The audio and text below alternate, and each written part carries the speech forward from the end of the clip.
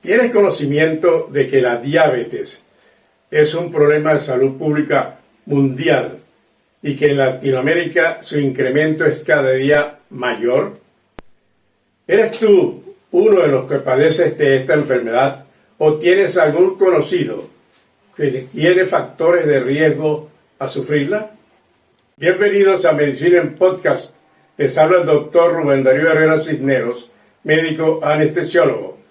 Hoy tenemos como invitado especial al doctor Félix Clemente Saavedra Duarte, médico internista y endocrinólogo, que tocará aspectos muy importantes en relación a este tema. Ya comienza Medicina en Podcasts con el doctor Rubén Darío Herrera Cisneros. Bajo la producción, edición y montaje, Gerardo Piñero H. Y presentado por Maternidad del Este, Centro de Especialidades Quirúrgicas, en las mejores manos, @Maternidad Piso del Este. Clínica La Viña, especialidades médicas y quirúrgicas, @Clínica La Viña. Herrera Health Savings Life, consultores en protección familiar y patrimonial, @Herrera Health Savings Life.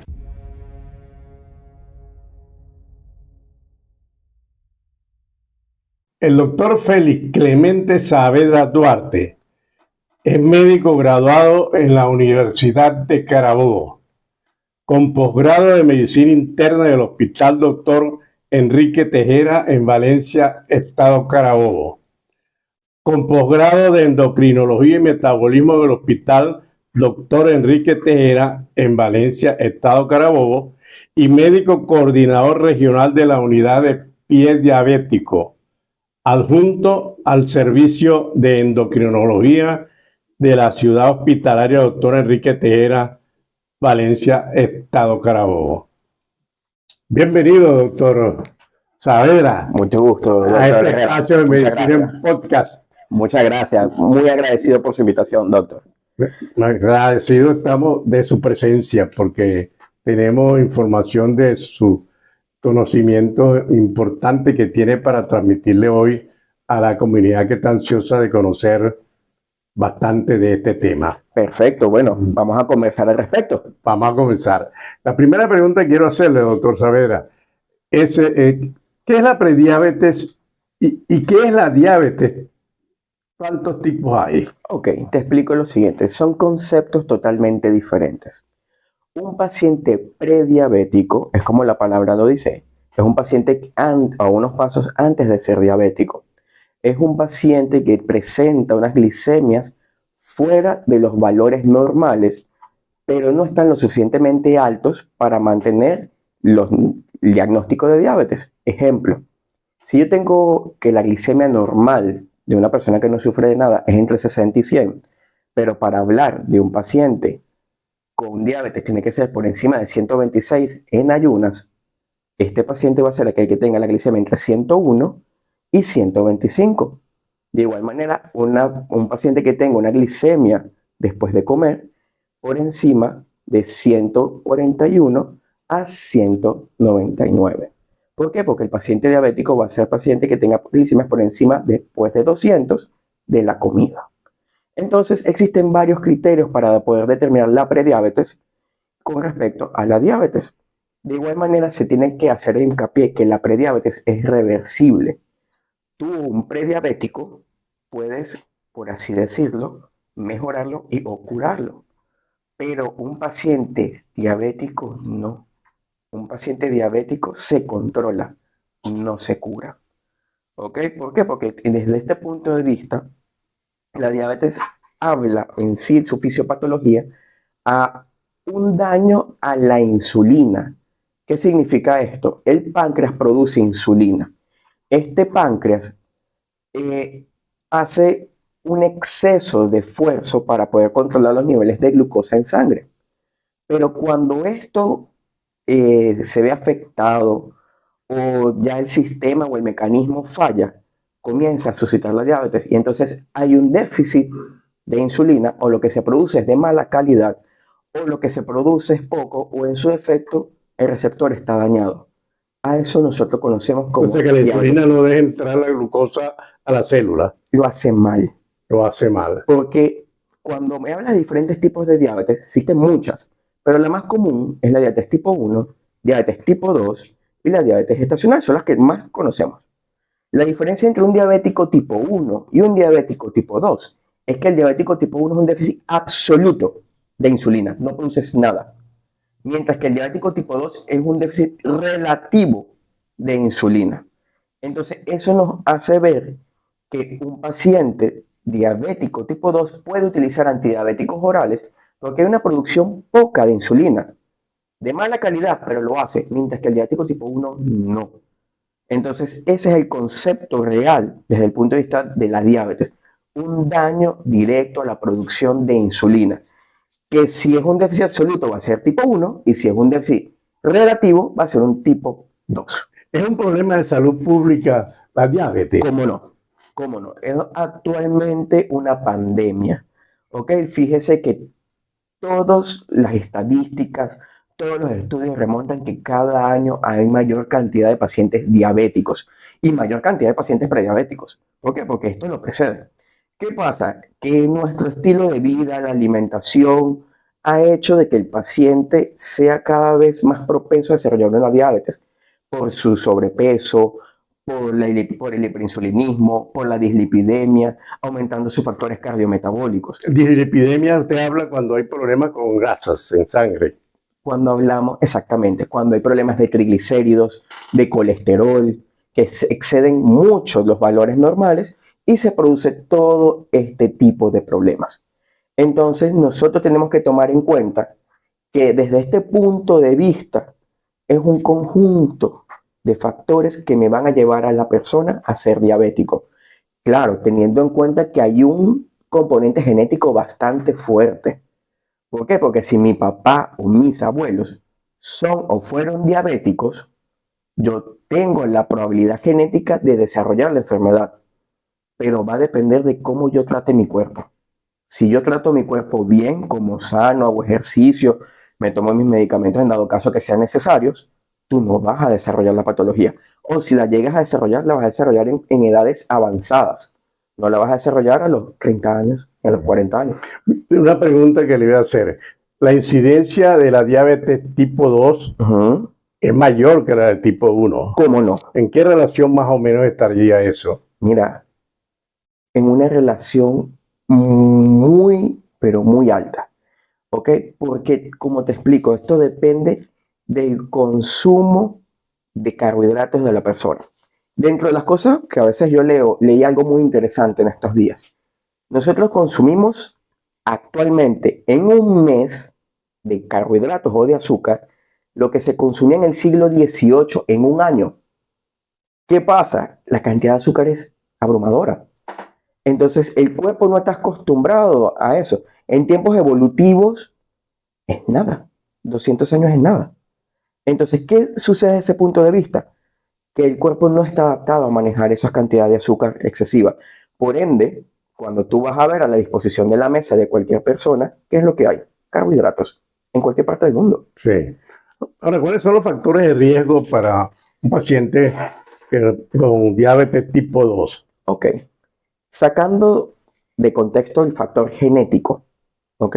Todos los demás factores son adquiridos. ¿En qué sentido? La mala alimentación, el poco ejercicio o el sedentarismo, ¿ok? Existen ahorita un concepto bastante interesante que se llaman cambios epigenéticos. ¿Qué significa cambios epigenéticos? Son cambios que uno hace durante su vida que pueden hacer alteraciones genéticas en el organismo y que pueden hacer más propenso a desarrollar patologías, en este caso, diabetes. O sea, por ejemplo, la obesidad es un factor de riesgo. La obesidad. La hipertensión. La hipertensión, no. La hipertensión no es un factor de riesgo para desarrollar diabetes, pero la diabetes sí es un factor de riesgo para desarrollar hipertensión. ¿Ok? Porque no todos los hipertensos son gordos. Sí. ¿Ok? Pero no quiere decir que todos los diabéticos son hipertensos, pero la mayoría, por un daño al endotelio vascular, que es un órgano aparte, por la anoxia de la hiperglicemia, o sea, por la cantidad excesiva de azúcar que va a haber en el organismo, va a dañar el lecho vascular y por ende vas a hacer una hipertensión. ¿Y el riñón? Mire, ¿Qué problema? eso con respecto al riñón está muy estudiado desde el punto de vista nefrológico. ¿En qué sentido? Está desde hace muchos años, se sabe sobre las complicaciones microvasculares y macrovasculares. Significa a pequeños vasos o a grandes vasos. Con respecto al riñón, es una lesión microvascular porque comienzas a dañar el glomérulo. El glomérulo es la unidad funcional del riñón y poco a poco esos agentes inflamatorios comienzan a dañar ese riñón y después se va a producir la nefropatía diabética. Entonces, efectivamente, como tú lo dices, un paciente diabético va a desarrollar en algún punto de su vida daño renal. ¿Ok? Eso está estudiado desde hace muchísimos años y por eso es que se hace mucho hincapié en el manejo del paciente y el control para su tratamiento. Su tratamiento se basa en 3 pilares fundamentales. Dieta, que dieta no es más que comer sano. No tienes que hacer una dieta excesiva, una dieta tan restrictiva. Es simplemente comer sano. Ejercicio. Fíjate que hace poco estábamos conversando que simplemente 5 o 6 minutos de ejercicio diario te ayuda a mejorar 4 años de calidad de vida. 5 o 6 minutos de ejercicio moderado. Y el otro es el medicamento. Porque si no se toman el medicamento, no vas a poder bajar los niveles de glucosa a lo que requieres realmente. Hay pacientes que solamente lo hacen con dieta de ejercicio, pero hay pacientes que necesitan medicamento. Entonces, aquí entra algo muy importante, que es las etapas de la diabetes. ¿En qué sentido? Yo llego y yo te digo, doctor Herrera, yo es lo que lugar, usted es diabético. Y usted me dice, no, yo no soy diabético. Eso es la etapa de negación. Es la etapa más peligrosa de todas. ¿Por qué? Porque mientras el paciente tiene claro su diagnóstico, el impacto, el shock ante el diagnóstico, y él después hace la negación de la enfermedad, donde él dice psicológicamente, no, yo no tengo diabetes, yo no sufro de nada, y sigue comiendo normal, ni se toma sus medicamentos ni nada por el estilo, el cuerpo se va dañando. Y resulta que cuando existen complicaciones agudas o crónicas de la diabetes, es que la persona desea iniciar tratamiento. Pero ¿cuánto tiempo pasó aquí? Bien. Ahora, el impacto cardiovascular, ¿no? Que Ujú. usted menciona, y la parte de riñón, eso es importantísimo. Claro, Tener el control de la diabetes es necesario por pero eso, porque fíjate lo puede... siguiente. Una de las causas o de las mayores causas de diálisis a nivel mundial es la nefropatía diabética. Por ende es importantísimo. Nadie quiere llegar a una diálisis, ¿ok? Pero ese es la afectación renal mayor que puedes tener. Un daño del glomérulo a tal punto que tu riñón no funciona y por ende tienes que ir a diálisis. Y desde el punto de vista cardiovascular, va a afectar no solamente pequeños y grandes vasos, sino que también va a afectar cerebro, va a afectar corazón, que son los dos grandes órganos que van a verse afectados por el mayor riesgo que vas a tener de ser isquémicos o hemorrágicos, ¿ok? O infartos lacunares, y de igual manera por la mayor cantidad que vas a tener de infartos al miocardio, ¿ok? Puede ser cardiopatías micro, donde tienes áreas pequeñas de hipocinesia, o tienes una expresión mayor, donde tienes un infarto, donde tienes que ir a un cateterismo O sea, o un una bypass. cosa importantísima, doctor Saavedra, que pudiera usted recomendar sería el control de estos pacientes diabéticos y con hipertensión arterial, hacerse unas evaluaciones periódicas para Claro, descartar un problema de la incidencia que puede tener sobre el riñón. cómo no. Fíjate lo siguiente, es un manejo multidisciplinario, ¿ok? No es solamente el endocrino. El endocrino tiene que trabajar en conjunto con el cardiólogo, con el nefrólogo, con un psicólogo, ¿ok? Con un neurólogo en dado caso. ¿Por qué? Porque la diabetes afecta cada uno de los sistemas del cuerpo la cantidad excesiva de glucosa daña tejidos, ¿ok?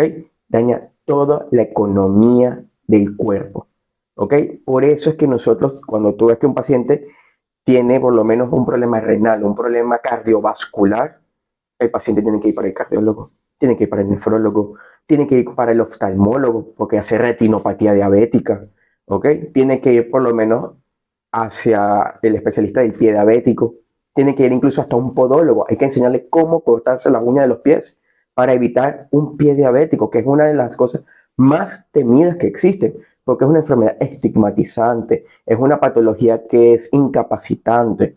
Los pacientes cuando pasan por mi servicio de pie diabético son pacientes crónicos, son pacientes que 3 veces a la semana tienen que ir a cura, ¿ok? No solamente es el desgaste desde el punto de vista de materiales y económicos, es desde el punto de vista del desgaste personal, no solamente del cuidado del paciente, sino también de su cuidador.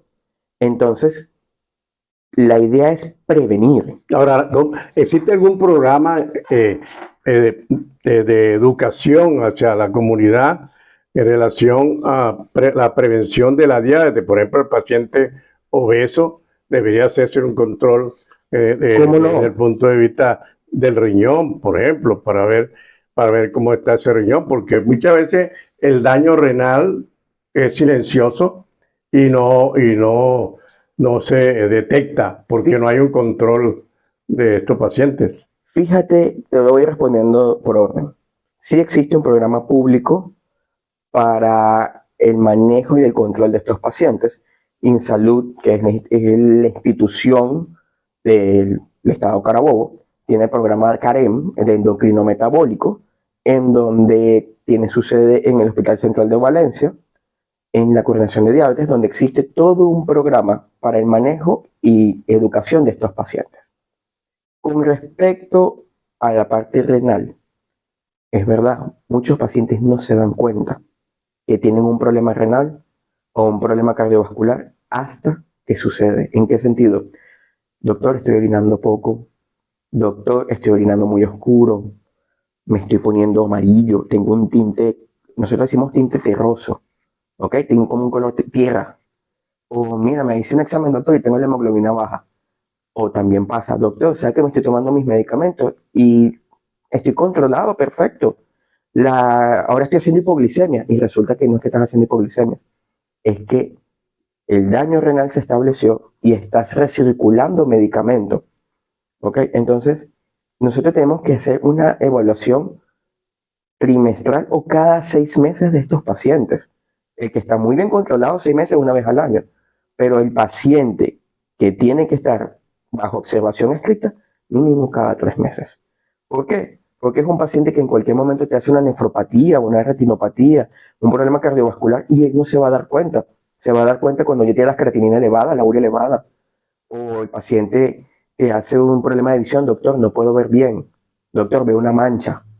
Y entonces es cuando se dan cuenta realmente del diagnóstico de la diabetes y es porque debutan con un problema. Ahora, en exámenes de laboratorio más específicos,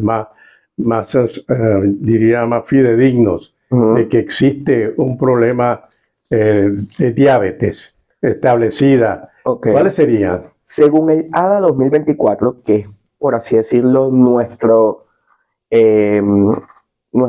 estudio que utilizamos actualmente para hacer las características o los criterios de diagnóstico de diabetes, tiene los siguientes criterios. El primer criterio, una hemoglobina glicosilada A1C mayor a 6.5.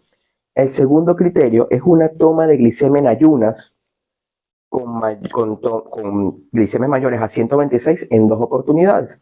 El tercer criterio va a ser una curva de tolerancia glucosada con carga de 75 gramos de glucosa mayor a 200.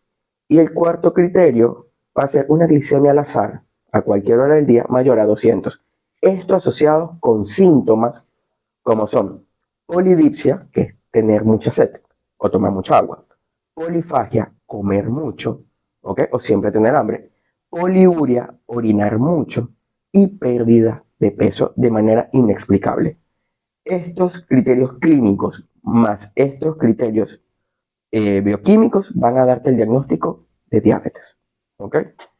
Ahora, doctor, el tratamiento de la diabetes dice que, por ejemplo, en los casos de diabetes inicial o ya establecida, si hay un problema renal, ese problema renal puede ser controlado Sí. Sí. al controlar la diabetes. Sí, y puede mejorar. Ok, primero hay que individualizar a los pacientes. No todos los pacientes son iguales. No todas las diabetes son iguales. Por eso te expliqué, existen varios tipos de diabetes. ¿Qué sucede desde este punto de vista? Tú puedes iniciar un paciente con antidiabéticos orales. Hace muchos años, muchísimos años atrás, se es muy conocida la metformina. La metformina es un medicamento que hasta el sol de hoy se utiliza, es un medicamento excelente, ¿ok? Sin embargo, actualmente existen medicamentos aún mejores.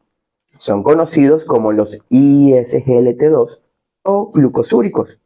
Estos medicamentos, conocidos como empaglifosina, dapaglifosina, canaglifosina, actualmente se encuentran en el país, ¿ok? Y son medicamentos que ayudan a disminuir los niveles de glucosa en sangre, mejorando no solamente la función renal o protegiendo el riñón, también ayudando desde el punto de vista cardiovascular.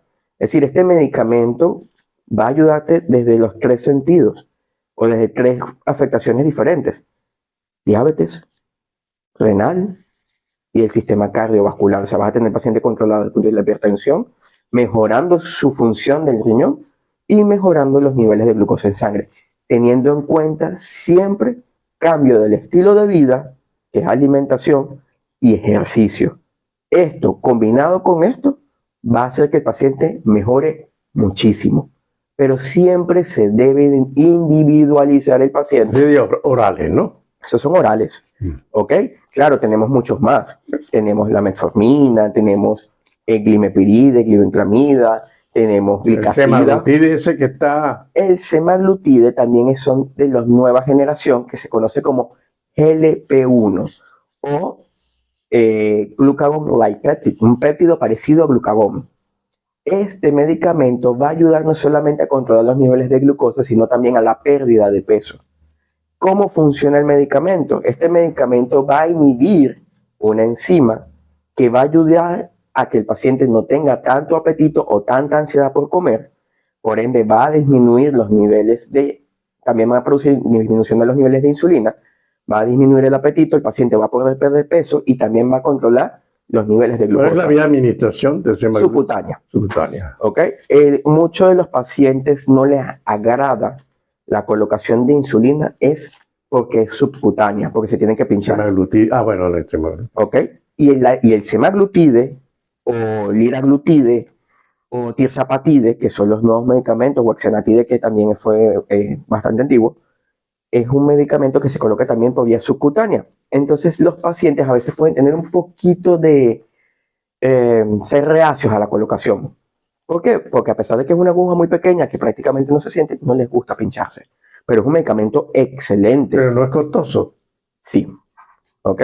Ese estilo de medicamentos de nueva generación tienen un costo un poco más elevado que los medicamentos, por así decirlo, tradicionales. O sea, metformina sigue siendo de primera línea. Sí. Dentro de las guías, ¿ok? Claro, ahorita se habla principalmente del uso de los ISGLT2 con los GLP-1, como te expliqué, en combinación con metformina, ¿ok? Pero en todas las guías siempre se ha mantenido la metformina. No, ha sido un medicamento tan excelente, tan bueno, que actualmente, después de muchos años de uso, todavía sigue siendo útil. Y claro, protege el riñón, ¿no? Sí, hasta cierto punto, ¿ok? Tú puedes ayudar al paciente a mantener los niveles de glucosa en sangre estables, siempre y cuando la función renal se mantenga dentro de lo establecido. Es decir, si yo tengo una enfermedad renal crónica ya establecida, yo tengo que ver si es beneficioso o no colocar el medicamento. Esto es para evitar, la metformina te va a ayudar a evitar llegar a un problema renal, pero si ya está establecido, ¿ok? Y tienes una depuración de creatinina baja, la indicación formal es quitarlo. ¿Por qué? Porque ya no va a ser beneficioso. Él te va a ayudar a prevenirlo, a disminuir el daño del exceso de glucosa al riñón. ¿ok? Pero ya una vez establecido el daño renal, las guías indican que por debajo de una tasa de filtración glomerular, que es lo que sería hacer un estudio de cuánto realmente el paciente está orinando durante 24 horas, y esto está por debajo del 40%, lo mejor es quitarlo. O sea, cuando hablamos de 40%, realmente es 40 a 60 minutos, que es la tasa de filtración glomerular establecida. Es mejor retirar el medicamento inmediatamente porque puede hacer más bien permanecer en sangre y puede provocar hipoglicemias. Y entonces es lo que se quiere evitar. Bueno, mira, el doctor Saavedra, hasta el momento usted ha hecho una explicación bastante amplia de lo que es la diabetes, ¿no? ¿Cómo no? En resumen, ¿qué usted le recomendaría a la población que está sufriendo o tiene factores de riesgo para sufrir esta enfermedad? Y aquellos que ya tienen establecido una diabetes y que pues, en los casos también de hipertensión arterial, que es importante, Claro, el control del riñón. ¿cómo no? Porque también la hipertensión arterial afecta directamente al riñón. Eso está totalmente establecido. ¿Ok? Pero fíjate lo siguiente. Lo que se recomienda para el paciente con factores de riesgo para desarrollar diabetes, llámese prediabético, llámese paciente con hiperinsulinismo, llámese con un paciente con glicemia alterada en ayunas, llámese paciente con intolerancia a los hidratos de carbono, ¿ok? Es mejorar el estilo de vida. Siempre, todas las guías, todo está establecido que si tú mejoras la calidad de la alimentación y tú mejoras el ejercicio, vas a mejorar todos estos factores. ¿Ok? Y con respecto a aquel paciente que ya es diabético, sigue siendo la misma indicación. Dieta, ejercicio y tomarse su medicamento. ¿Ok? Esos son los tres pilares fundamentales para el control de la diabetes. Si tú no tienes ese pilar, no lo vas a lograr. Porque como yo se lo digo a mis pacientes, ¿quién decide qué come o quién no come? El paciente. Yo te puedo servir 1 kilo de pasta. Tú verás si te lo comes o no te lo comes. ¿Quién decide si hace ejercicio o no hace ejercicio? El paciente. ¿Quién decide si se toma el medicamento o no? El paciente. Es decir, el éxito o el fracaso de la terapéutica depende casi el 100% del paciente.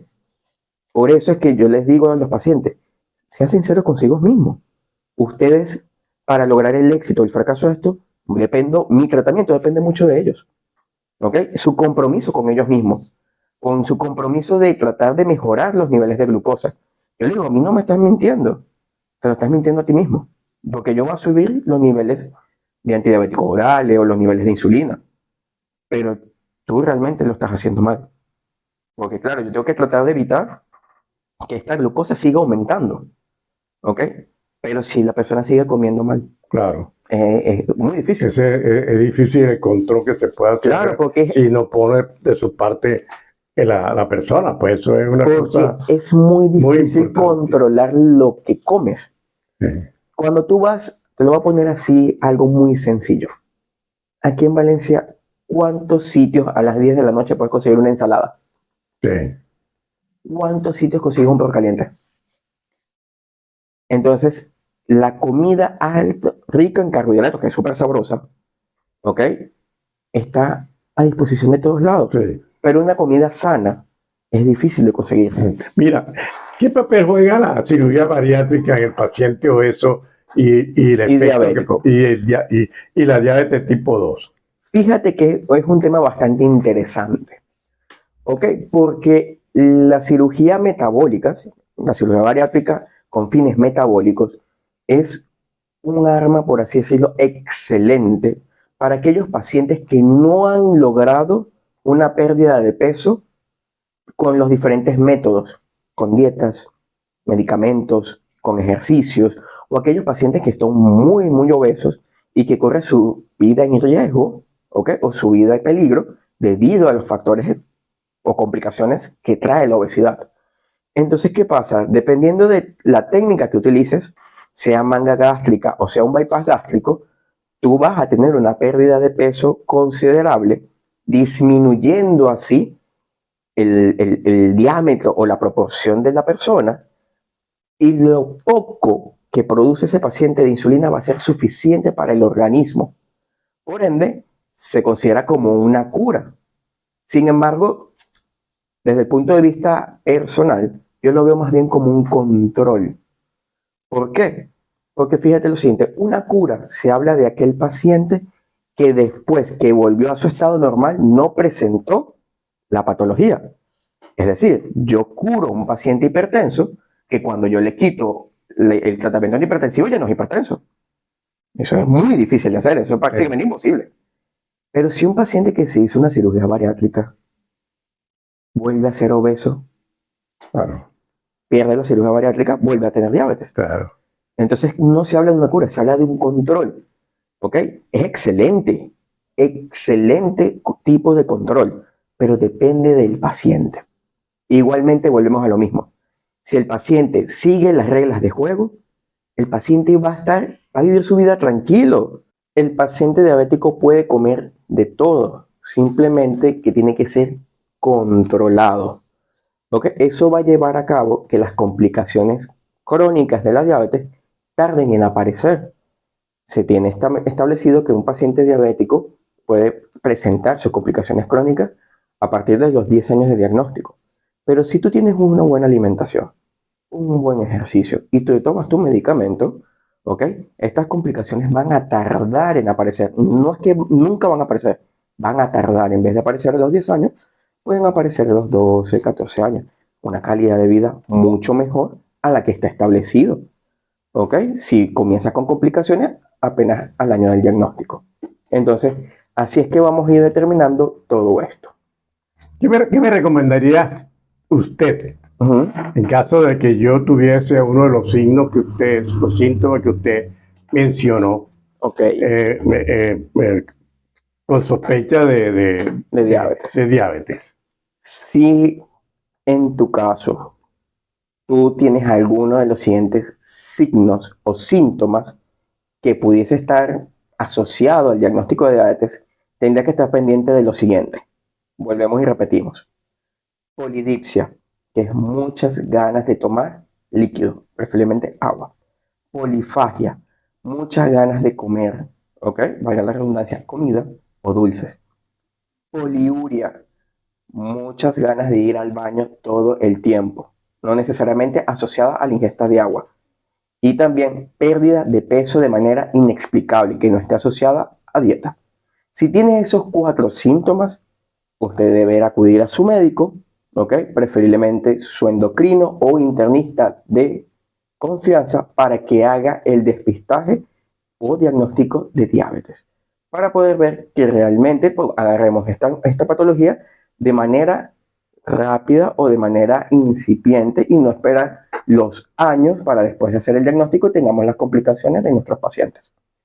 Excelente, doctor Saavedra. Bueno, Qué bueno, ¿no? me alegra Me parece bastante. que hemos cubierto todos esos aspectos relacionados con lo que le interesa a la comunidad, pues que es la idea de este espacio, ¿no? Así es. Con un lenguaje sencillo, como usted lo ha hecho, me parece excelente.